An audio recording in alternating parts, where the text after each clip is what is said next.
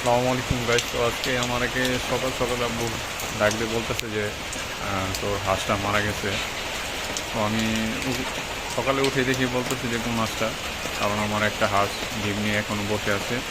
প্রায় 2-3 দিন পরে তার বাচ্চাগুলো ফুটবে আর কি। তো এখন আমি দেখতে পারতেছি আইসে আর কি উপরে উঠা দেখতেছি যে আমার চীনা হাঁস দ্বিতীয় যে হাঁসটা ছিল ওইটা মারা গেছে আর কি।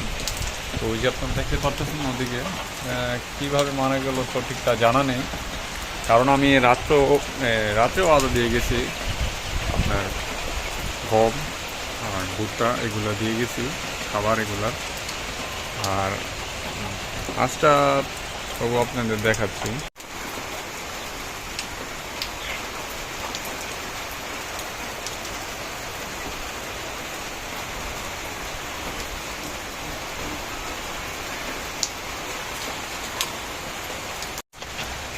তো এদিকে ছিল আর কি, তো হাঁসটা এদিকে আমার দেখতে পারতেছেন, এই যে ওই হাঁসটা ডিম নিয়ে বসে আছে।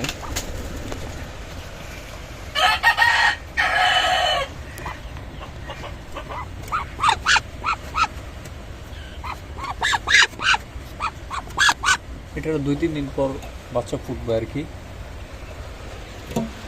আর এদিকে দেখা যাচ্ছে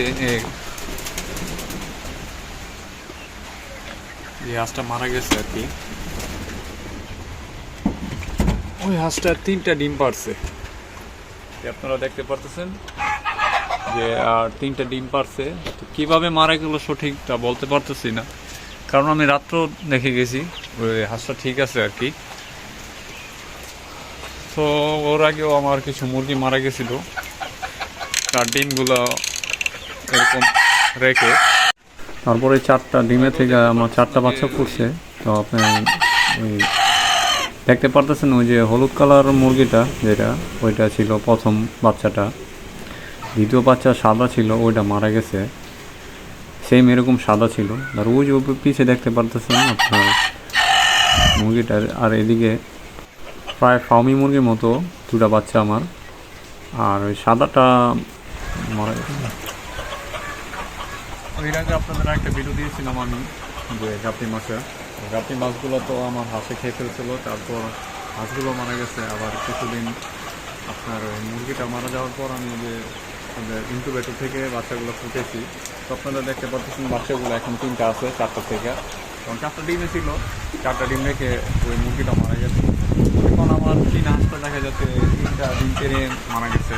আরেকটা চীনা হাঁস যেটা আছে ওইটা আপনার আর 4-5 দিন পরে বাচ্চা ফুটাবে। তো দেখা যাক কী হয়, আপনারা থাকবেন। তো আজকে মনটা অনেক খারাপ, সকালই দেখা যাচ্ছে আমার হাঁসটা মারা গেছে। তো ওরকম মনটা ভালো নেই।